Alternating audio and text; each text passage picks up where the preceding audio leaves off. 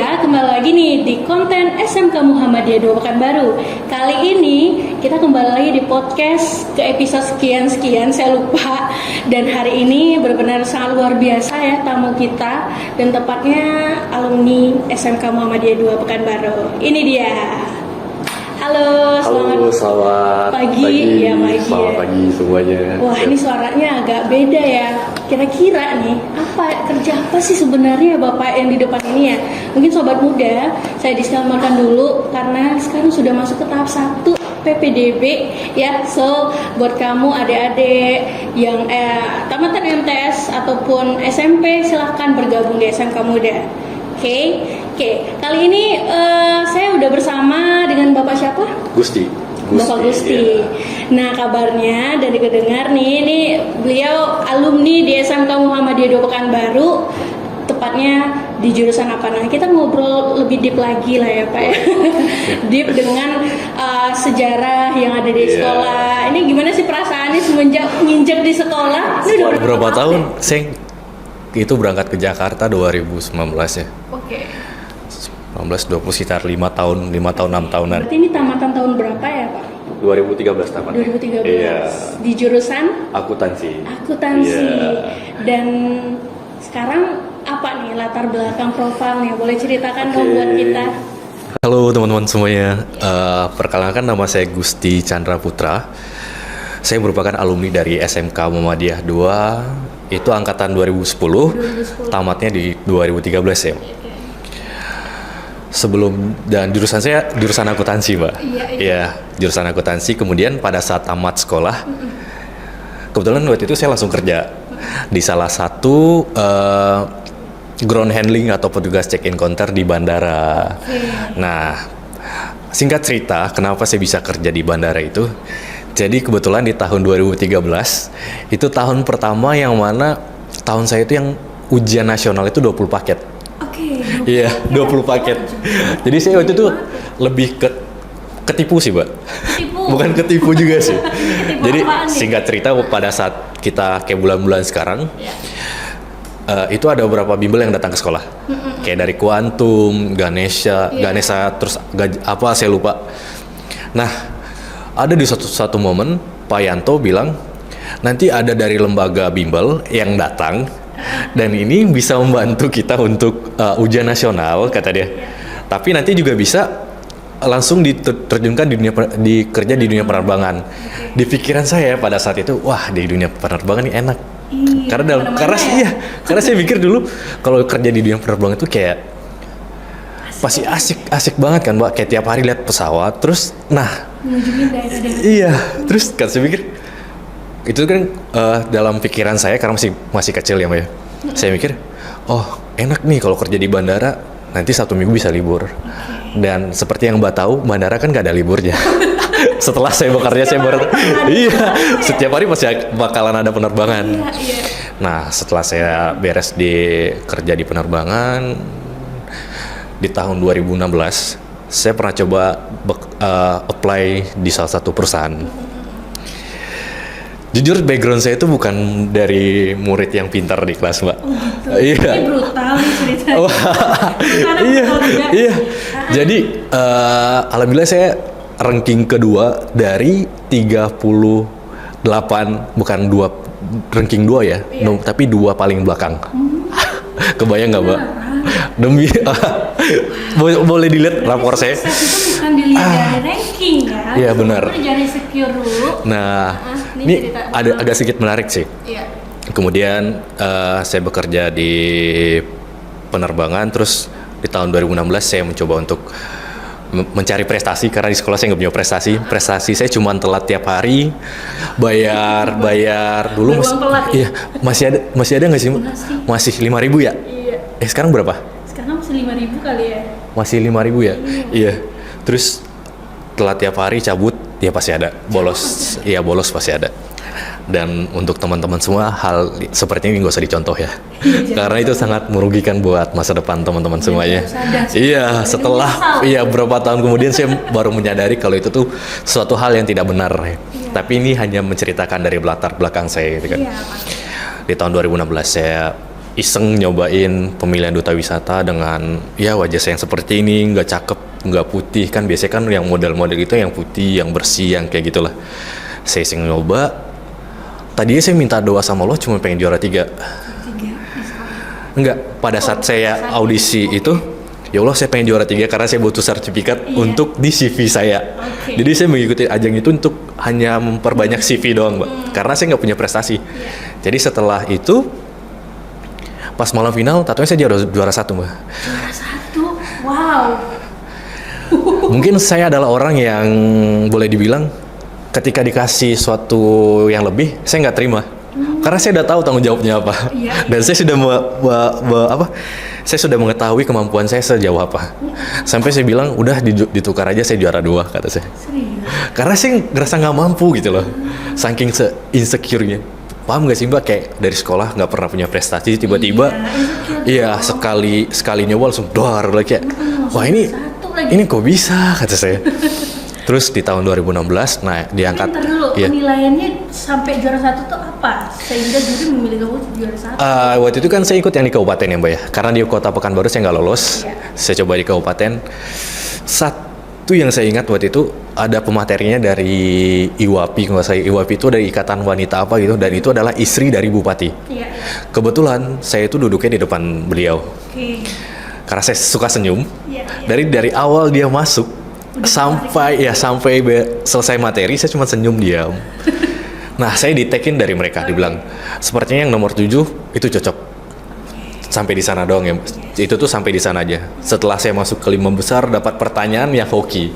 Ya menurut saya itu kayak easy lah, bisa lah, ya gampang untuk dijawab. Nah pada saat di juara 2, yang masuk 3 besar, dimasuk 2 besar, saya bilang kayak, kok bisa sih saya juara, katanya.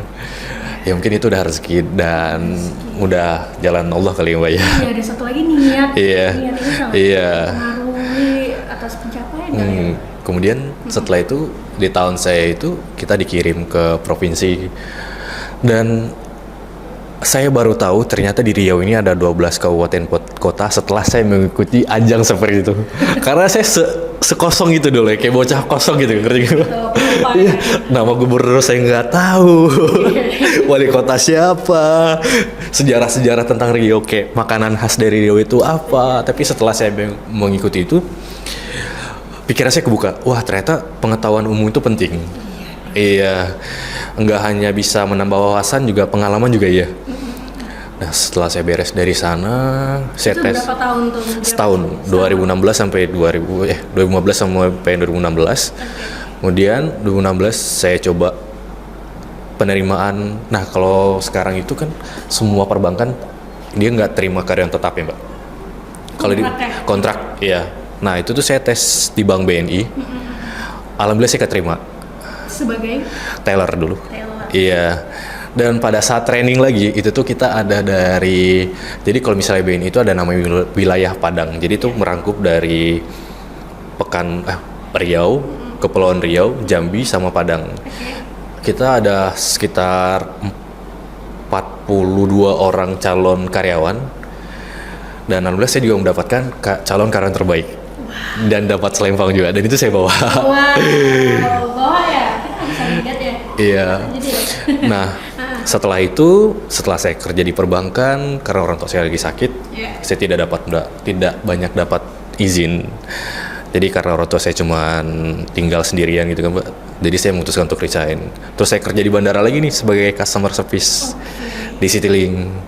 Nah yang terakhir ini saya bekerja di salah satu maskapai penerbang swasta yang ada di Indonesia. Wow, tepuk tangan dulu dong. Ini pelajaran buat kita ya Sobat Muda ya, karena gak harus juara 1. Iya. Kita yakin kan kebanyakan anak Gen Z sekarang tuh udah insecure duluan ya. Iya benar. Ya aku kan gak juara 1, makanya udahlah jadi ini aja lah, udah gampang down kayak gitu loh, karena udah fokus game. Iya game, gadget sih Mbak. Dulu gak game saya? Saya dulu pakai handphone 1200 dan itu layar kuning. Kalau misalnya saya bawa, misalnya kalau jatuh ya Mbak, layar tuh langsung ngut gitu loh. Iya. yang keterbuat dan saya pakai kalau buat provider saya pakai Axis karena Axis itu maaf saya nyebutin merek ya. Karena itu tuh kartunya gratis 100 SMS karena dulu belum ada BBM kan, Mbak? BBM ya namanya. Belum. 100 SMS plus gratis nelfon, Mbak. Itu Kan dulu kan banget ya? belum ada namanya sleep call ya. Iya, belum. Broadcast hal yang nggak penting. Aduh, zaman old banget ya. Nih, saya juga ambil Iya. di sini. Oh, tamat. Tahun 2016 saya masuk, Oh. tapi tamatnya 2018. Oh, 2018. Saya ya. jurusan MM. Multimedia. Oh, iya. Yes. Nah, di tahun saya waktu itu masih baru ada, seingat saya akuntansi, Akuntansi. ADP ya, kan? Iya. Sama Manajemen ya sama PJKT ada kan ya? Oh, masih TKJ sama ini sama tata niaga. Tata niaga. Iya, Oke. Sekarang udah ini udah nggak ada lagi ya. digital sih. Oh, Lebih ke digital. iya. Digital bisnis. Hmm.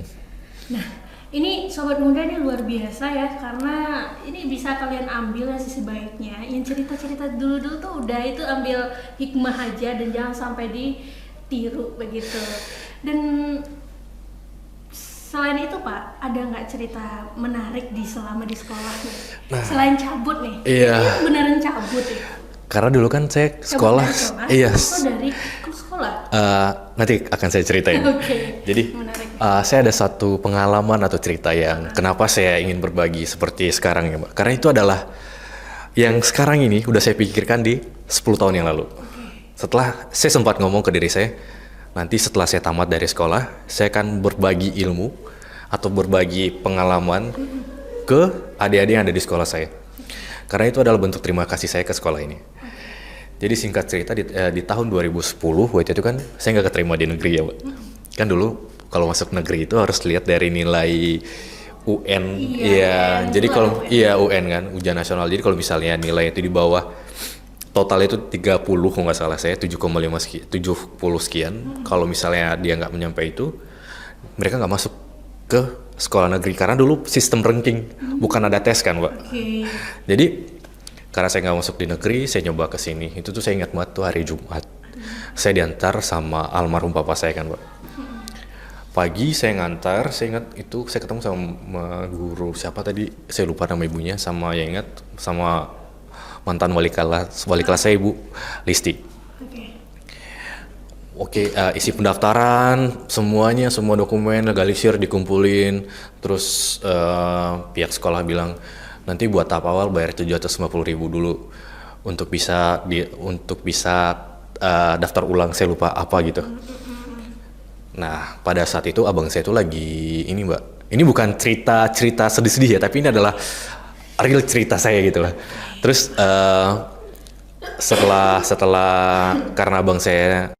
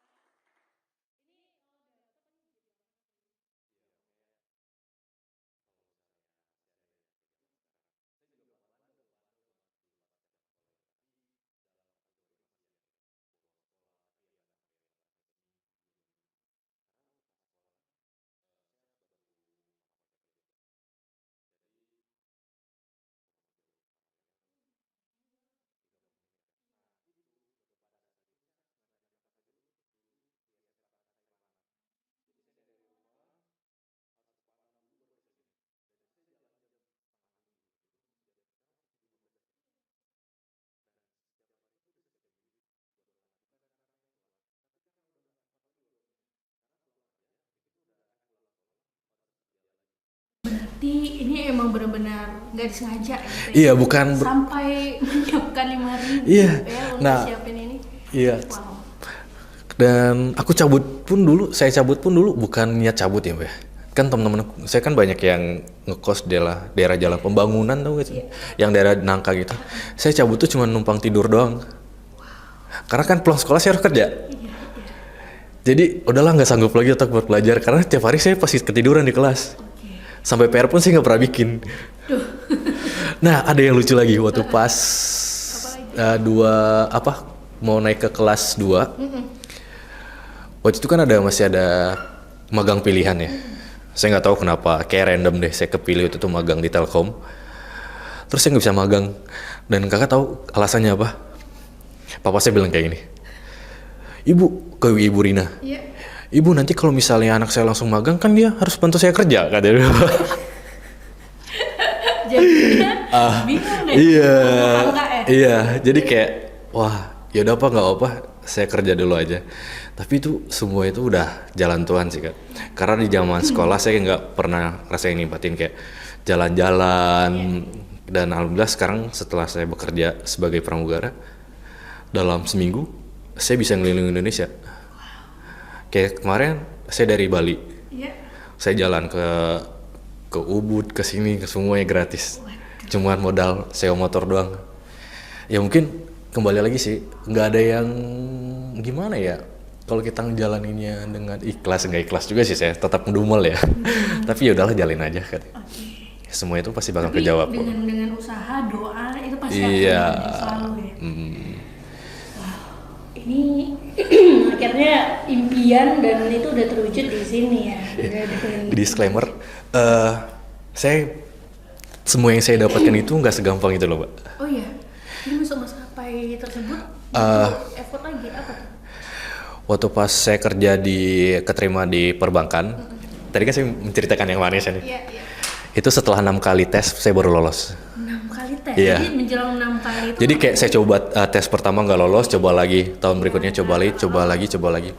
Dan yang tes pramugara setelah 10 kali dan tes ada 3 maskapai, saya baru lolos. Dari tahun 2014 pertama kali saya tes pramugara, di tahun 2019 saya baru lolos.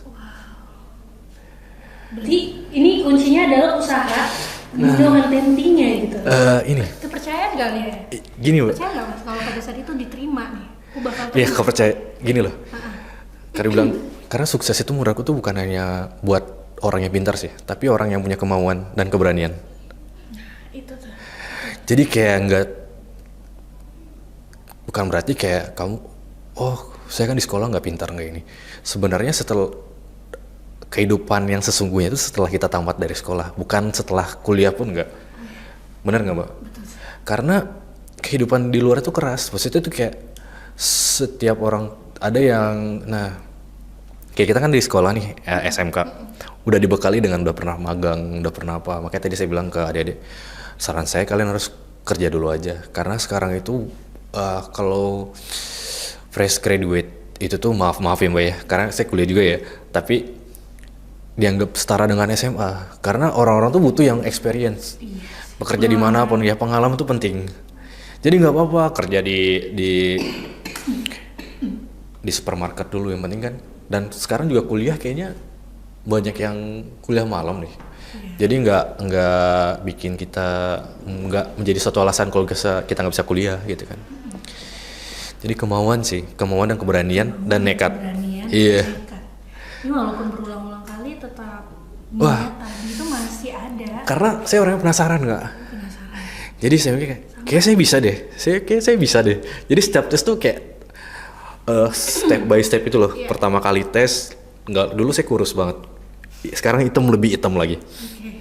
Dekil banget, kurus, saya nggak ngerti grooming, saya nggak ngerti gimana cara berpakaian yang rapi. Bukan berarti harus make up ya cowok ya, nggak. Cuman kayak harus shaving nggak, harus rambutnya harus tertata rapi, baju yang bagus rapi, nggak harus yang mahal ya. Terus pakai parfum ya, namanya itu juga mau ibarat kita mau datang ke rumah orang. Iya, sebisa mungkin orang itu nyaman dan suka ngeliat kita. Itu udah tahapan awal. Nah, karena saya belum punya pengalaman itu, ya udah saya datang seadanya, terus saya koreksi diri.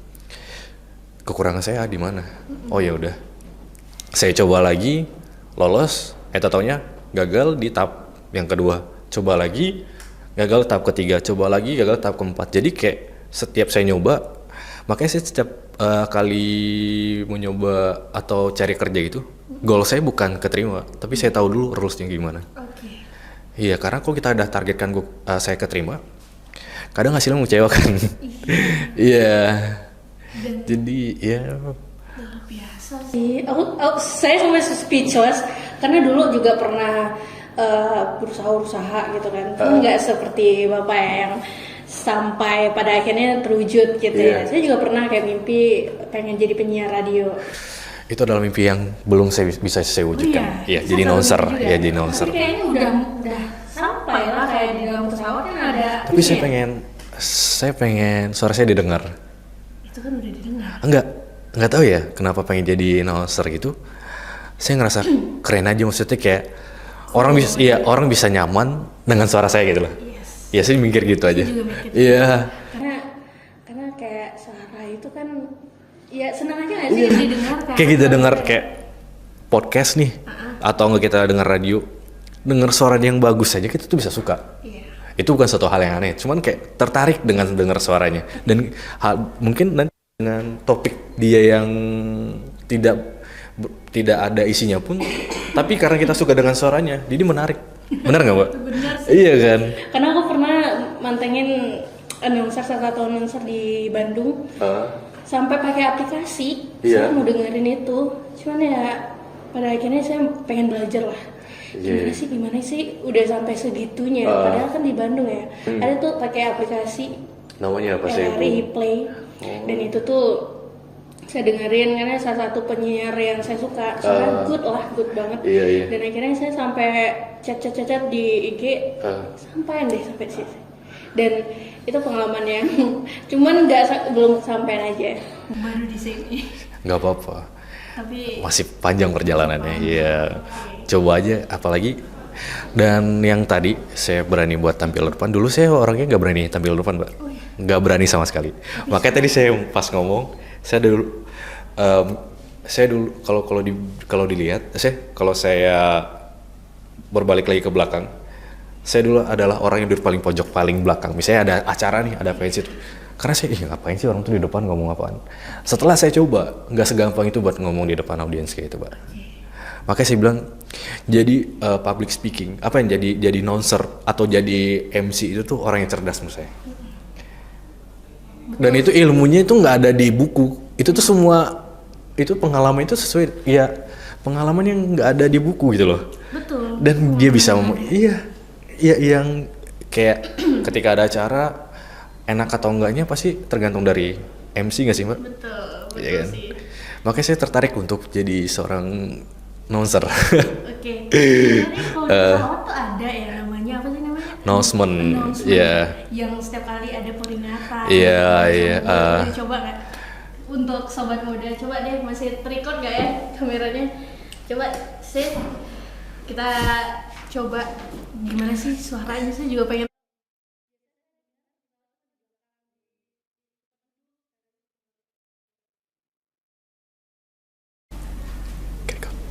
Tiga, dua, satu.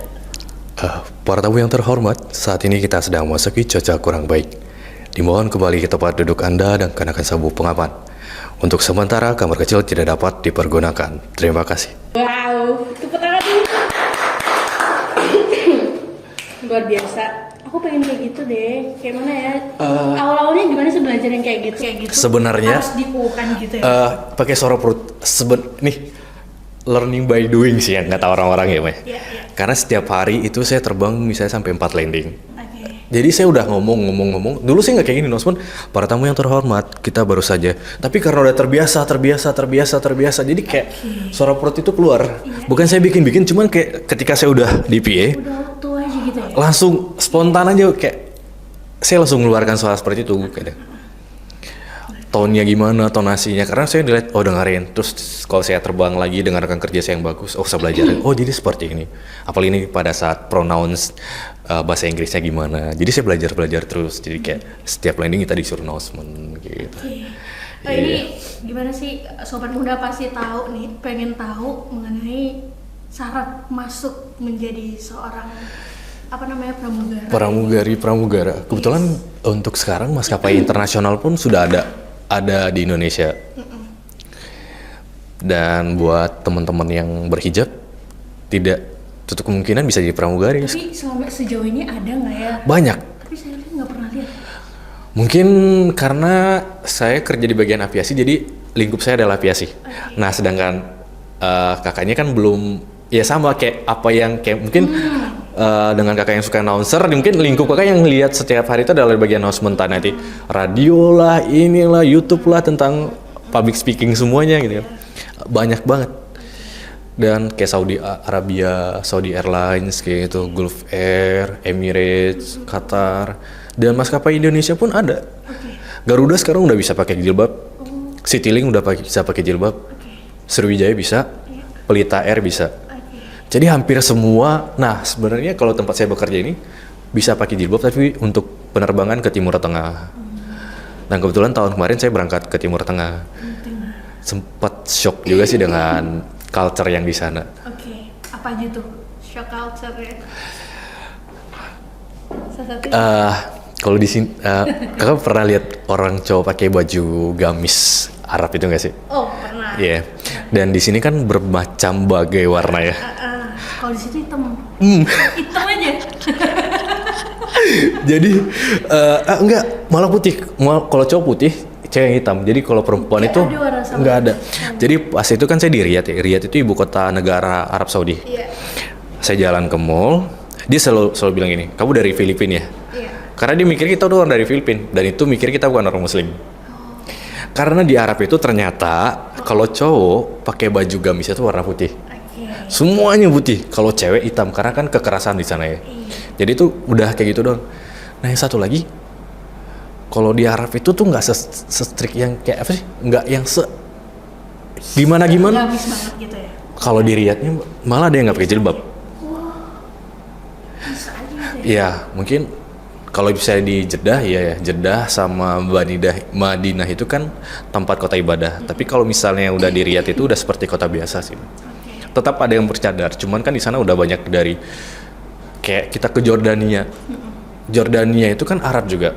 Maksudnya negara Timur Tengah juga. Tapi dia mayoritas penduduk sana tuh udah menganut agama Nasrani.